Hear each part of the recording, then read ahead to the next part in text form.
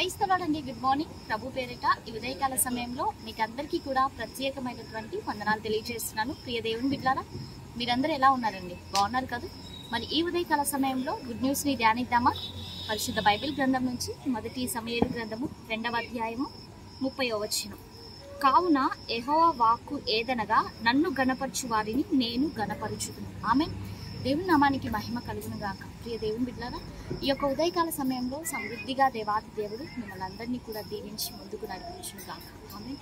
ఈ రోజున దేవుడు ఆజ్ఞాపిస్తున్నటువంటి మాట ఏంటి అంటే, నన్ను గణపరచు వారిని నేను గణపరుస్తాను. ఈరోజు మనిషి తనను తాను గణపరచుకోన నిమిత్తము ఎంతగానో ప్రయాసపడతా ఉంటాడు. నేను అందరి ముందర కూడా హెచ్చించబడాలి, అందరి ముందు నేను ఘనంగా ఉండాలి అని. అయితే ఆ వ్యక్తి జీవితంలో ఎప్పుడు అది జరుగుతుంది అంటే, మొట్టమొదటిగా నీ జీవితంలో దేవునికి మొదట స్థానం ఇచ్చినప్పుడు, దేవుని నీవు గణపరిచినప్పుడు ఆటోమేటిక్గా మనుషులందరూ ఎదుట కూడా నీవు గణపరచబడతావు. ఎందుకు ఆ ఘనత వస్తుంది అంటే, నీవు దేవుని గణపరచటంను బట్టి.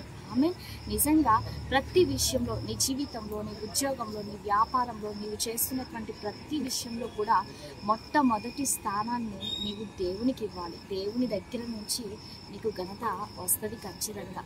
ఎవరైతే దేవుని గణపరుస్తారో వారిని దేవుడు ఆటోమేటిక్గా గణపరుస్తారు. కాబట్టి నీ మొదటి స్థానం దేవునికి ఇచ్చినట్లయితే దేవుడు నిన్ను అందరి ఎదుట, సమాజంలో, సంఘంలో అందరి ఎదుట నిన్ను దేవుడు గొప్పగా హెచ్చించనంటున్నాడు. మరి అందరం కళ్ళు మూసుకుందామా? ప్రార్థన చేసుకుందాం.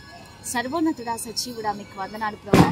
ఈ ఉదయకాల సమయంలో ఈ కార్యక్రమాన్ని చూస్తున్న ప్రతి బిడ్డను కూడా మీరు జ్ఞాపకం చేసుకోండి. చక్కటి ఆరోగ్యంను, బలము, శక్తిని దయచేయండి. ఈ దిన సమృద్ధి చేత ప్రతి ఒక్కరిని కూడా మీరు ఆశీర్వదించమని యేసయ్య శక్తి కలిగిన నామంలో అడిగి వేడుకొని పొంది ఉంటున్నాము తండ్రి. Amen. Praise the Lord. God bless you all. Have a nice day.